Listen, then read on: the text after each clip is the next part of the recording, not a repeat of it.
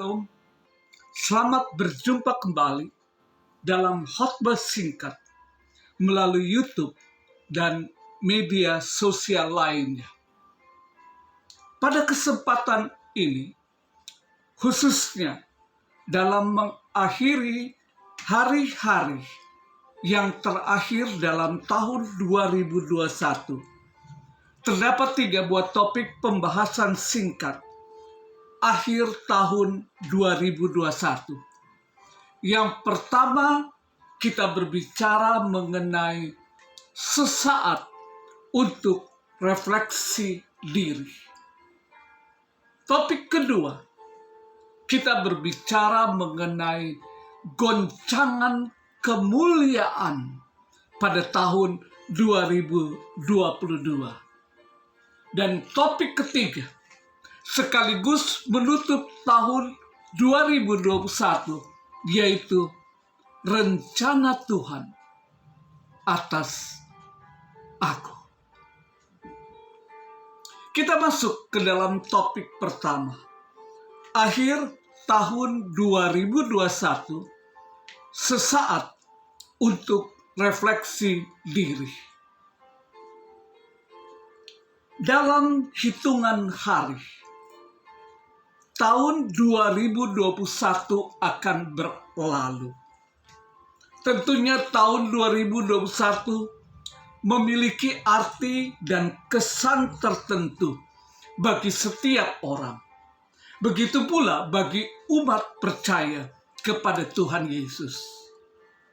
Ada yang memiliki pengalaman keberhasilan dan kesuksesan, maupun kegagalan ataupun kekecewaan hidup. Seakan dua hal ini silih berganti mengisi hari lepas hari pada tahun 2021. Tentunya keduanya diselingi dengan tawa, sukacita, maupun tangisan, duka cita.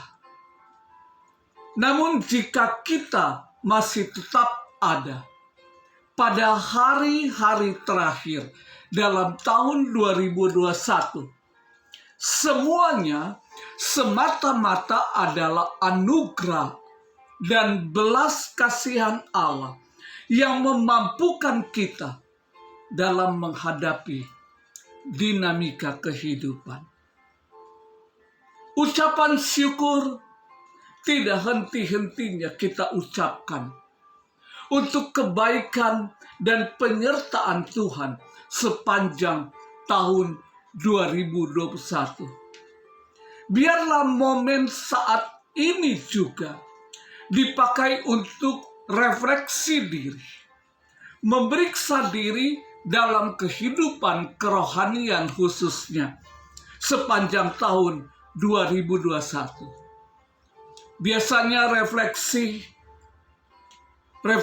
diri disertai dengan berbagai pertanyaan kehidupan, seperti apakah saya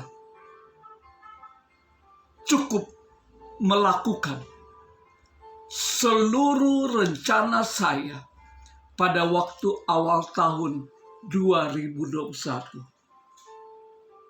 Jawablah pertanyaan ini dengan mengaitkan dirimu dengan keterikatanmu di dalam satu keluarga, pekerjaan maupun pelayanan, dan lain sebagainya. Contohnya sebagai seorang suami atau istri kepada pasangan hidupnya, orang tua kepada anak-anaknya, dan sebaliknya anak-anak kepada orang tua, kakak kepada adik, teman-teman seiman, ataupun teman-teman kantor lainnya.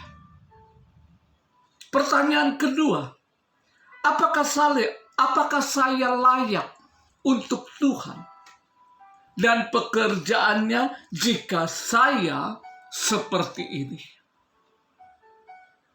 Ini merupakan pertanyaan introspeksi diri. Jangan lihat orang lain, dan cukup utarakan langsung kepada Tuhan Yesus dalam hubungan pribadimu masing-masing. Yang terpenting, hasil introspeksi diri.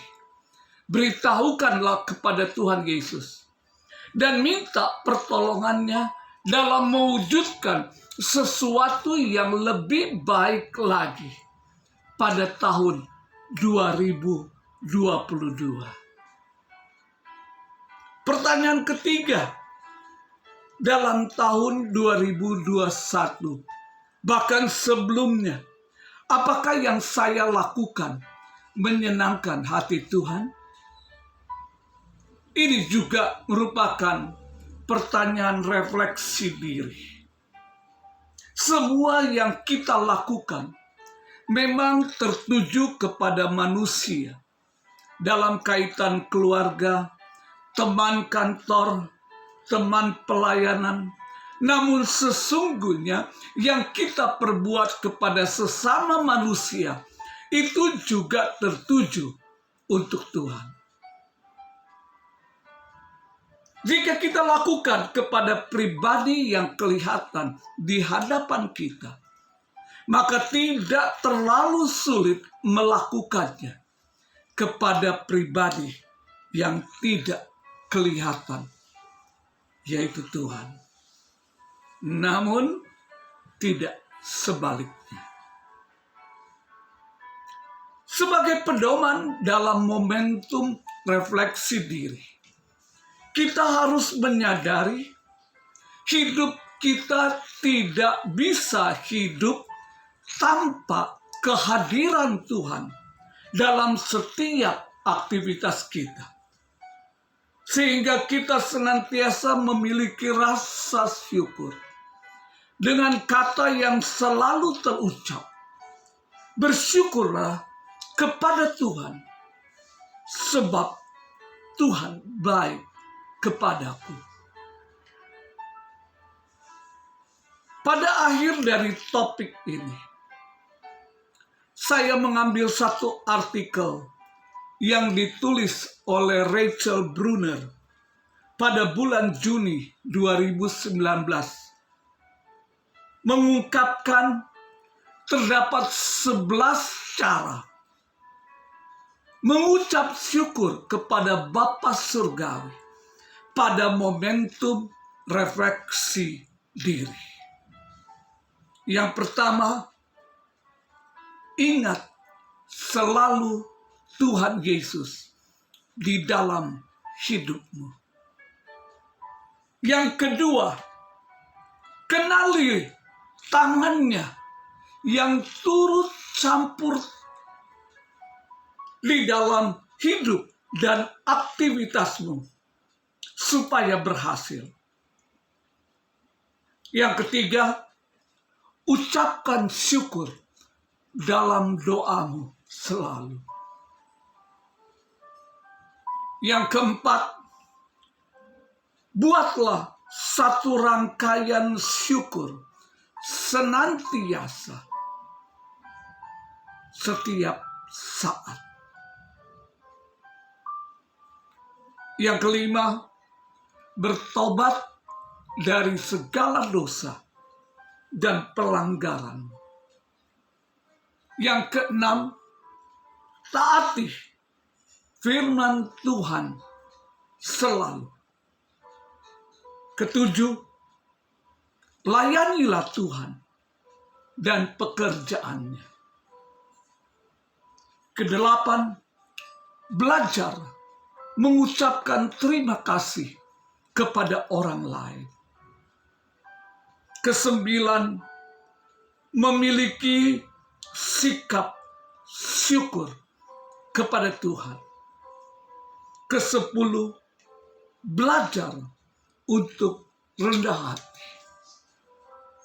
Dan yang ke-11, buat tujuan baru dalam tahun 2022 sebagai hasil refleksimu dalam hari-hari terakhir. Biarlah refleksi diri saat ini membantu kita dalam melakukan aktivitas sepanjang sisa hari dalam tahun 2021.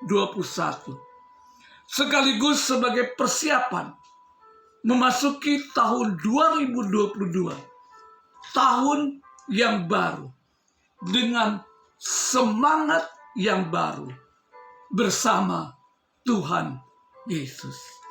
Tuhan Yesus memberkati.